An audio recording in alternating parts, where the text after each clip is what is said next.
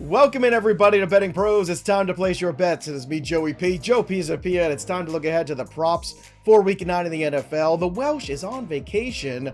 Good for him. I'm taking vacation next week because he took vacation. The guy that never takes vacation, Andrew Erickson, that guy is a dog. Forget it. Although you did take some time when you got married, so I guess typically... Yeah, in June. Yeah. How horrible of me during the NFL season to take time in June. Well, for guys like me and Welsh who do baseball coverage around these parts too, the mind starts to melt this time of year by the time we get to November. Go Dodgers, though. Yeah. Dodgers. Dodgers winning the World Series there, so anyone but the Yankees, I guess. I think that most of us are happy about it. Oh, Dodgers bought a World Series, but good for them. As a Mets fan, I'm hoping that the Mets buy a World Series next year. That's all. And I'm okay with it. I'm at peace with it. People can talk about all they want. I'm 8 years old since the last time they won. That's how old I was. So yeah, I'm okay. Go buy one, Uncle Steve. How old was I then? Yeah, you were not born. I was just a thought. You were maybe not even of imagination. But we've got a lot of thoughts and a lot of feelings about the props for this week, so I'm going to step in with my props. I've already logged them. Of course, you can follow us over on Betting Pros. Just search our names right in the tab there. And you can find Erickson, you can find Pisapia, you can find all of us very easily. And of course, don't forget to use the prop bet cheat sheet too while you're on BP, because that is the tool that will separate you from the pack. We're talking about the projections against the actual numbers here that Vegas is giving you, and you can see the overs, the unders, and then the best place to bet them. So use the prop bet cheat sheet. Go to bettingpros.com/props, or again, just use it on the app. That's the best way to do it. Andrew, I'm going to kick things off here. And I'm going to start with Javonte Williams here because this matchup is not the best here. The Baltimore Ravens might have some problems on defense, but the one thing they do well is they actually are tough to run on. Now, Nick Chubb was the first guy to break the 50 mark against them this season, which is saying a lot. But I'm looking at Javonte Williams. I'm looking at this Denver Broncos offense, and I know they've had some moments recently. They've been getting the job done, and part of that is getting Javonte the ball, but the number's 45.5, and this guy is no Nick Chubb. So I am going to, even Nick Chubb off of an injury, Nick Chubb. So I am going to go with the under on this one too. I think Baltimore plays angry in this game. I know we talked about this game a lot with Terrell yesterday on the Best Bets show, but even though we both think that Denver has a chance to cover this enormous number, I'm just not thinking it's going to be a good day in the office for the run game. So give me the under 45.5 rushing yards for Javonte Williams to get us out strong out of the gate with an under. Are you proud of me, Andrew? I started with an under. Oh, I'm so proud. Don't tell Welsh because, no. I mean, he's the king of the overs. I mean, I know that we've opened him up to being more open to taking unders, but I mean... Hey, Joe, I took an under on Monday Night Football into the parlay too for Devin Singletary, 31.5 on the under. It crushed, baby. It absolutely crushed. I love it. That one crushed. Tyrone Tracy got hurt in the game, and it didn't even matter. Singletary was not running on the Steelers defense. Well, the great part about now for the rest of the season is we have so much data we can use. The first couple weeks of the season are tough. Who really are teams like Seattle Seahawks, right? It was tough to get a sense of who that team was.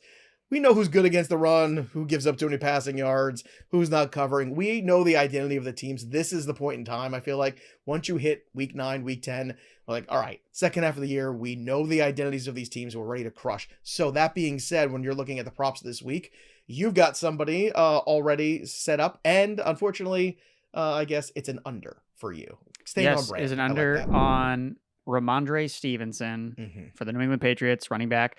59.5 rushing yards. I'm taking the under. The Titans have the number 1 defense in terms of stuff rate against the run. So you're looking at what they've done season long. Well, especially when you look last week, oh my God, they got destroyed by the run. Well, they played the Lions. Again, talked about it on the Best Bet show. Again, I'm using the knowledge that Terrell brings to the table to help me make prop bets. Teams play bad after they play the Lions, but I don't think that that's going to matter because the Patriots can't run the ball effectively. And the Titans, when they're not playing the Lions, have been a good run defense. If you look at what they've done, basically, except teams that were basically the Lions, only one running back the Titans have faced this year has rushed for at least 65 yards, and that was Jahmyr Gibbs last week. Gibbs is also the only running back to rush for at least 45 yards and score a touchdown against the Titans this season. So I am not expecting a lot from this Patriots offense, especially if it's Jakobi Brissett at quarterback.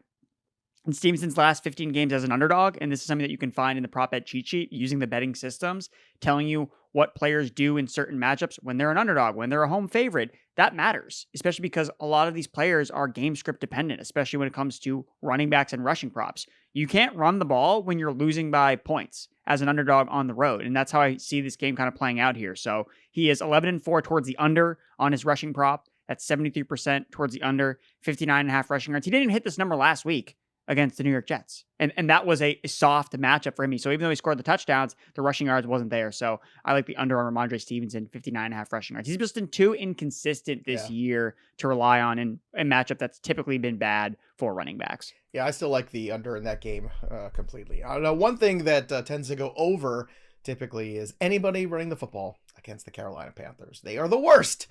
And I mean the worst in the league, but you already knew that. 1237, that's how many rushing yards they've given up. And, fun fact, they've given up 15 touchdowns to running backs this year. So, give me Alvin Kamara. It's the first game back for Derek Carr. We don't want to push him too much. It's good to get him back on the field, but let's be realistic. The workload for Kamara has been heavy and steady this year. So, I like him to go over his number for this week, and that number right now is set at just 63.5 rushing yards. Now, what I love to do also is make this a little tiny duo bet where you can bet them separately too, bet them to score a touchdown because those touchdown numbers against Carolina defense for running backs, and then bet the over and then put them together too so you can get some nice plus money on there. So again, Alvin Kamara, all the Alvin Kamara, as the numbers continue to come out there, I would be betting both of those, any touchdown score and along with the over here, and then put them together too to get a little fun bet there against the Carolina Panthers, a team that is done already, and we're not even in double-digit weeks. They folded up the tents. They're trading guys. Bryce Young's back at quarterback. It's over, folks. It's on to next year and on to the draft again, and they'll probably have another high pick that they'll probably blow on the wrong answer yet again. How many times in a row can they do that? I don't know. I guess we're going to find out, Andrew. Let's get to the next guy on your list, and I am now, I don't want to say completely, but at least for now, I'm semi-retired. I was going to say retired, but I know me. At some point, I might come back around. I'm retired from betting anything that has to do with the Dolphins. The Dolphins can stick it because they have stuck it to me all year long. So I'm out. I'm semi-retired. Maybe I'm not in Florida. I'm in North Carolina. I'm on my way down to continue to, get that retirement. But you have found something you like when it comes to the Dolphins this week and with Devon Achane specifically. So let's talk about it. I think this is my favorite prop on the board. Devon Achane over 4.5 receptions. I think that this number is actually, it's been bet down to 3.5 receptions, so you don't get as much of a payout, but I don't care. Whatever the receptions are, whatever the receiving yards are, just take all the overs on Achane to catch passes in this matchup against the Buffalo Bills. Look, every running back, or the Bills defense this year, allowing the most yards, most catches, most targets to running backs in the passing game. Achane, 3 games with Tua Tagovailoa as the quarterback. He has at least 6 catches in every single game that Tua has started this season. 6. This number is not even close to 6. So I don't know if you can bet alt receptions. If you can, find it. Take the over. Do it. Mm-hmm. That's what you got to do. Like, this is Marley, my favorite prop. Just, again, this is exactly what they did when they faced the Bills earlier this year. They just fed Achane in the receiving game. And I think you're going to see the exact same thing again, especially if they're trailing, chasing points on the road against the Bills. Yeah, Achane, easy over for me. All right, next one here is 1-2, where I am going to Nick Chubb. Now, Nick Chubb starting to look healthier and healthier. The workload, the percentage of the backfield really starting to favor him already, just 2 weeks into it. And next week he's got a bye. Now, Andrew and I are both on the Cleveland Browns this week to cover this huge number. And I am looking right now for a potential here when you're looking at Nick Chubb to go into a situation where 52.5 is a very small number. He basically got this last week against a very good Ravens run defense. Now, the Chargers run defense also on paper is good, but let's investigate a little further because let's look at the opponents. The Raiders, an offense that can't get out of its own way all year. The Panthers, they put up 3 points against the Chargers. Need I say more? The Steelers. Now, the Steelers, good. They want to run the football, but Najee Harris is not exactly Nick Chubb at Nick Chubb peak. We know that. That is not up for debate. The Chiefs, also a run game in flux when they got them at the end of September, right? Still trying to figure things out there, bringing in a Kareem Hunt. So they're still kind of finding their way. The Broncos, again, not a prolific offense by any stretch or a quarterback who's going to throw the ball deep and keep you honest. And then the Arizona Cardinals, okay, that one I'll give you where, James Conner's been pretty effective this year. And of course, last week against the Saints, I think we all know what's going on with the Saints without Derek Carr. So they've either had a situation where they were playing bad quarterbacks, bad offenses, not good running backs. It's all gone their way. So I think this number is just a tad inflated. And I think this number for Nick Chubb is just a bit low. Therefore, I'm going to go over it. 52.5. I think we see him get into the 70s this week. I don't know if I want to ladder bet it quite yet. I'm not there with Nick Chubb, but considering they have the bye next week, I don't think they're going to be too concerned with the workload. I think he gets pretty much a full workload, then a week of rest, and then it's Nick Chubb rest of season as we've seen Nick Chubb, because from all the tape, and I went back and rewatched it, Andrew, everything I saw looked really good with Chubb. So I'm going over this number for Nick Chubb. And you, my friend, are with me, and I love it. Joe, you are the one that's kind of been, again, open the week, not really seeing Chubb like you did. And then the stat about the Ravens, and he was the first guy to rush for 50 yards. It's just changed my outlook on life with Nick Chubb. It's been like, oh my God, man, we're back. We're back with Nick Chubb, moving him up in the week 9 rankings for running back. I only have Chubb in one spot, and it's in a dynasty team where my running backs, I've had no running backs basically all year. So to get Chubb back, wasn't sure what I was going to expect. I am so excited for him rest of season. So in this matchup, you talked about who the Chargers have faced. I think that's a really astute point that you brought up, because the last 2 weeks, right? That's when I think they faced more legitimate running games, and that's when they've given up 5.7 yards per carry, an average of 100 rushing yards per game. And the thing about the Chargers defense, and I was on the James Conner over rushing prop a couple weeks ago against the Chargers, because what LA does defensively is they don't stack the box, right? Mm-hmm. They send a lot of guys back in their secondary, drop back into coverage, which is why their pass defense has been so good this year, limiting yards per attempt, passing yards per game, but their run defense has been more leaky. And that's because, well, you just laid it out. All the matchups. Why are we stacking the box against the Raiders? Right. Why are we stacking them? We don't need to do that. Let them run us, get 2 yards to carry, because we know these teams can't run. But against teams that actually have been able to run, like James Conner, like an Alvin Kamara, yes, you saw more rushing production. So I think that the Browns are going to get some favorable looks in the run game. Chubb got 16 carries. I'd expect if he gets a similar workload to that, he's going over 52.5 rushing yards. So Nick Chubb, baby. Let's ride. By the way, if you put the Nick Chubb anytime touchdown score with this over 56.5, you're getting 2-1. And that sounds like a good place to me. Like, I mean, Nick Chubb getting in the end zone for this game? Absolutely. Nick Chubb playing football is just, it just makes you so happy. Man. And I didn't discount him, but the injury was so severe that I was concerned. Like, even Nick Chubb and his greatness, can he come back from that? And what I saw with some of those cuts that he was making and some of those movements, I'm like, well, that looks like Nick Chubb to me. And as long as there's no residual soreness or he's like not practicing or other issues like that, you can't beat this guy's work ethic. You can't beat this guy's heart. Like, he's just one of those dudes. And, we saw it when Adrian Peterson came back from knee surgery, right? Like, some of those special running backs, Derrick Henry, special running back, he's 30. Well, tell it to him now. Like, it just, some guys are special, some are not. I would never tell Derrick Henry anything about his age if I had to meet him. Derrick Henry, you are handsome and wonderful at everything you do. Let's get to the next one here. It's JaMarr Chase, 83.5 receiving yards.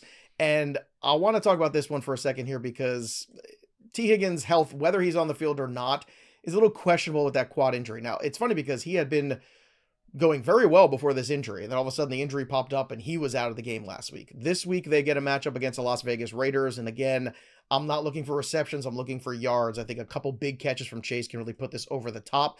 If you're looking to it where he's been the last couple weeks, he's been pretty quiet, JaMarr Chase. I mean, he has been under 100. In fact, he's been under 75 for the last 3 weeks and under 60 for the last 2 against Cleveland and against Philadelphia, matchups where he should have smashed. I think you get home, you get right here again, and you kind of regroup and say, look, we just got to keep filtering the ball to this guy. 11 targets last week, that's better. The previous 2 weeks, he only saw 6. So just continue to pepper him with targets. I think it's going to be a good situation there against Las Vegas. I like the over. I know it's a big number, 83.5, but I still think this is a good one. And then if you get the news where Higgins is out and you bet this early, then I think you're in a really good spot potentially for this one. So Andrew, go ahead. Do you like it more with Higgins not playing or playing? Because I think I like it more if Higgins plays. Because I really feel like Chase has better efficiency when Higgins plays. Well, so that would he did have the touchdown last week, so that is good when Higgins was out of that game. But when Higgins was starting to play better in the 2 weeks prior, those are the 2 weeks he went under 100. If you go back 3 weeks before that, when he was against Baltimore, where Higgins was still kind of, putting things together. But Higgins was at least active, though. Because weeks 1 and 2, right? Did Chase went under this number both times because Higgins was inactive. So I think if Higgins is active, it's still good. Yeah, I think it's better. I think it's better. I also think I want to lock it in regardless now, because if Higgins is out, it could move to 85 or 86 or something like that, because I think people might maybe think too much of Chase. So either way, I want to lock it in now because I think it's a good number. But you do bring up a great point there, and that's something to think about. Let's think about Rico Dowdle for a second here, please, because he did not show up last week, much to the chagrin of the Dallas Cowboys and everybody else. The Cowboys ruined my upset special. A lead at halftime. They find ways to lose every single week. It's unbelievable. So Rico Dowdle this week, what do you think of his 18.5 receiving yards? See, we know that Terrell was right about the Cowboys fading them last week, but if I had known Rico Dowdle was going to be inactive, I would have jumped off the Cowboys right away. That being said, I'm kidding, of course. I think Rico gets the full workload in this matchup. I think that Dallas has seen what Dalvin Cook and Ezekiel Elliott can do, and it's dust. They can't do anything. They can't move. And what Rico Dowdle has done this season, even in a kind of inconsistent role, he's been involved as a receiver. And he's at least 18.5 receiving yards in 4 of his last 5 games. And that's my prop here, by the way. I didn't announce it. Rico Dowdle over 18.5 receiving yards. So he's over that number in 4 of his last 5 games. All but 2 running backs that the Falcons have faced this season have yet to exceed their receiving yards prop. So it's funny because before the Sunday night game, I actually bet the over on Dalvin Cook's receiving yards prop because of what I thought about with Rico Dowdle. It's like, oh, well, if Dalvin Cook, and he caught 1 pass for 10 yards and it hit, and I felt great about it. So going back to betting Dallas Cowboys overs and the receiving yards props, Rico Dowdle, again, he's healthy. He's not on the injury report, so he should be good to go, and I expect him to get the full workload. Mike McCarthy was talking him up as being the featured running back, and I think that he wanted to play, but the doctor said, no, you have a temperature of 102. You can't go out there. We can't risk losing you, etc. So I'm going to go back to Rico Dowdle in a good matchup against the Falcons. Can't risk losing him. We could just keep risking losing games, though. That's what we could keep risking. Oh, the Cowboys. I think I'm semi-retired from them this year, too. Although I was right about one thing. Just get CeeDee Lamb. What did I say? Just get CeeDee Lamb the ball 100 times. Just do it. I don't care how ridiculous. Just keep getting him the CeeDee Lamb garbage time touchdowns was they were mounting that comeback. Oh, I know. Chef's kiss. God, it's so ridiculous. All right, let's get to the last ones we have, and then we'll talk about some touchdown scorers that we have as well. Chris Olave, 59.5 receiving yards. He's like the only show in town right now. And again, it's the Carolina Panthers. So I'm not betting the receptions because if they get up early, right, you're going to see them dial back in the second half and just kind of manage the game and manage Carr's health. But getting up early means scoring points at some point, which means maybe some big plays from Chris Olave. I love that anytime touchdown scorer prop for Chris Olave this week. And I also love this number too. Anything against those guys. So I'm bookending my Alvin Kamara pick with the Chris Olave pick. 59.5 receiving yards. It's a very reasonable number too. We're not in the 65, 70 range. We are under 60. I think we can get there. And again, I think that Derek Carr being back changes the whole dynamic of this team. Derek Carr returning from injuries. That's what we always like to see the most. So get him back in your fantasy lineups and also get Chris Olave back in there too, because Olave certainly has a great matchup here against the Carolina Panther team that has quit. It's over. It's done. Stick a fork in them. Erickson, let's go back to that game between the Las Vegas Raiders and the Cincinnati Bengals, because you got one more thing to say about that one.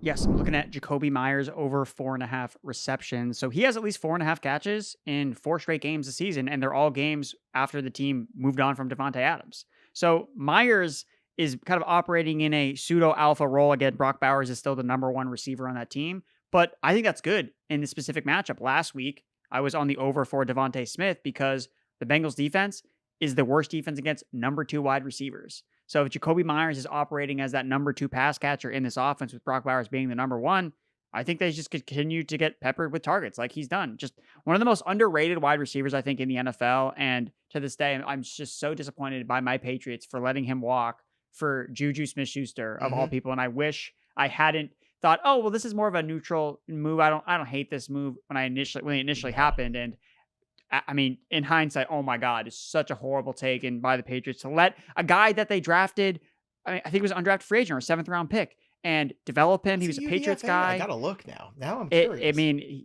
was the same year they drafted N'Keal Harry, and they got that worked out well. Well, if they had just kept Myers, if N'Keal Harry had turned into Jakobi Meyers, we'd be like, all right, that's fine, whatever. So, but yeah, I'm going to try to cut my losses or make up for my losses with Jakobi and the Patriots and bet on his over in receptions this week against the Cincinnati Bengals. I'm trying to look and see, like, he undrafted free agent in 2019. Yep. There you go. It was. Wow, look at that. Yeah.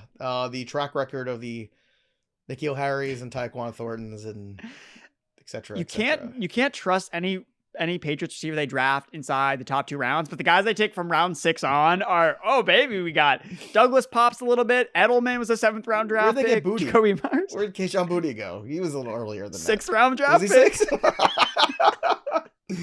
Oh God, seriously, like they are so bad at that. All right, so Myers, yeah, I agree with all the sentiments there, and the 4.5 makes a ton of sense.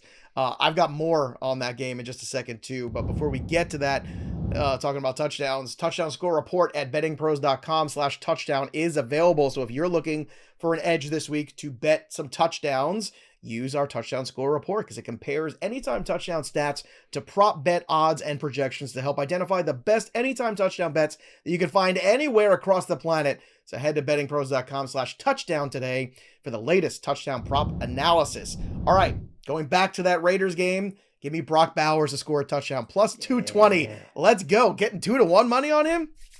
I love it. The volume's there. Raider Nation, Raider baby. Nation. Let's go. I'm wearing I'm representing you today. Come on, Raider Nation. Don't let me down. I haven't semi-retired from you yet. All right. And the other thing I like a lot too, now that Joe Flacco's back in town, I might bet both of them or just one of them, but I think both are extremely viable this week. Josh Downs and Michael Pittman are both plus 175 to score this week. So I think you could get both. I think you're certainly going to get one. And I think that they are worth going in there. And again, the big arm of Joe Flacco and the reckless abandon of throwing the football is something that I think you're going to see against that Minnesota Vikings defense. Joe Flacco understands blitzes. Joe Flacco is going to sit in the pocket and deliver some balls. And I think Pittman, Downs in particular are 2 ways you're going to see them score potentially, if not both. And that's a pretty good number. Again, almost getting 2-1 on those 2 Colts receivers, Andrew. Yeah, I looked earlier. I had Josh Downs at plus 250.